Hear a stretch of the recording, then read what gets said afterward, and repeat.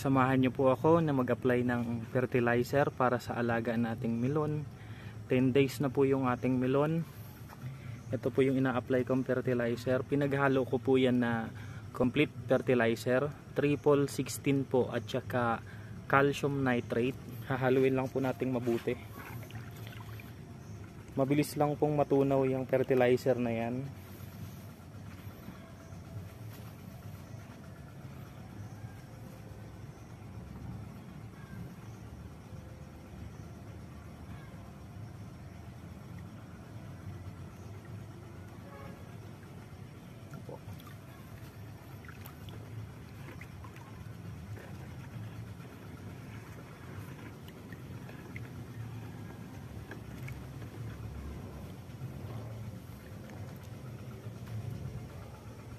Ayan po yung tanim nating melon. Konti lang po yan, tinesting ko lang. Try ko lang po magtanim ng melon. Ayan. Pinalibutan ko po ng net kasi po sinisira ng mga aso dito, ng mga kapitbahay. Kaya pinalibutan ko po ng net. Tsaka protection na rin po yan sa mga insekto.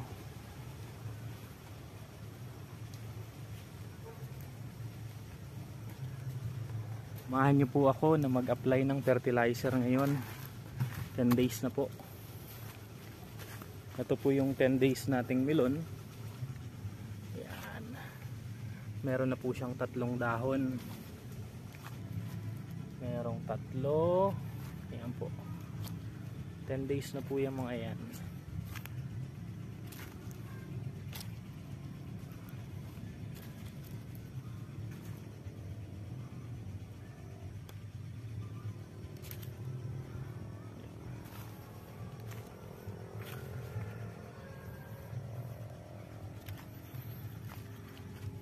Yan po yung melon natin na 10 days.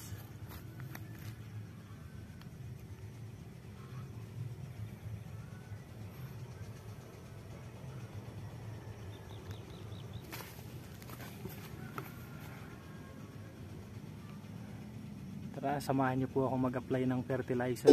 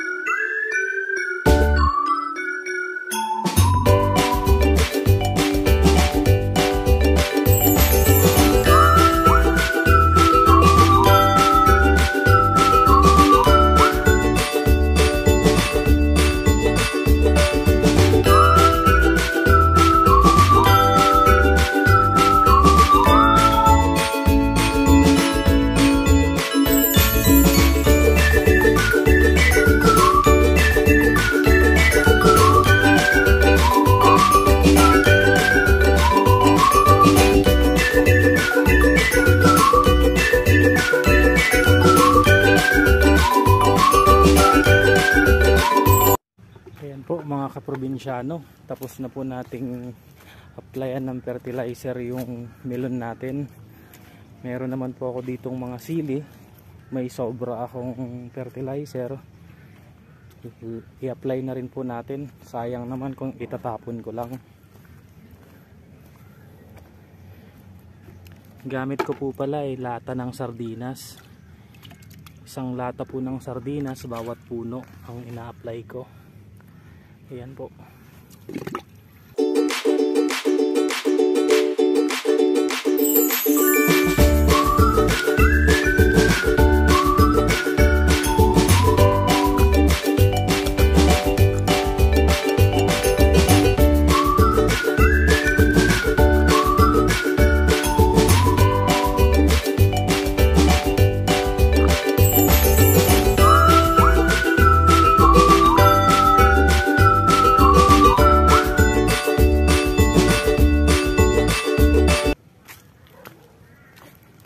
Meron pa po tayong sobra. Meron din po akong tinanim na ampalaya.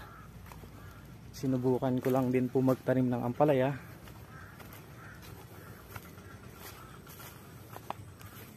Applyan na rin po natin ng fertilizer yung ating ampalaya.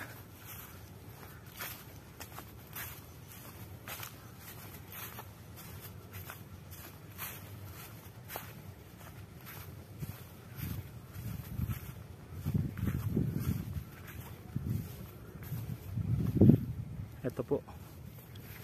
Ito yung ating ampalaya. Meron na rin siyang 2 dahon. Meron na rin 3.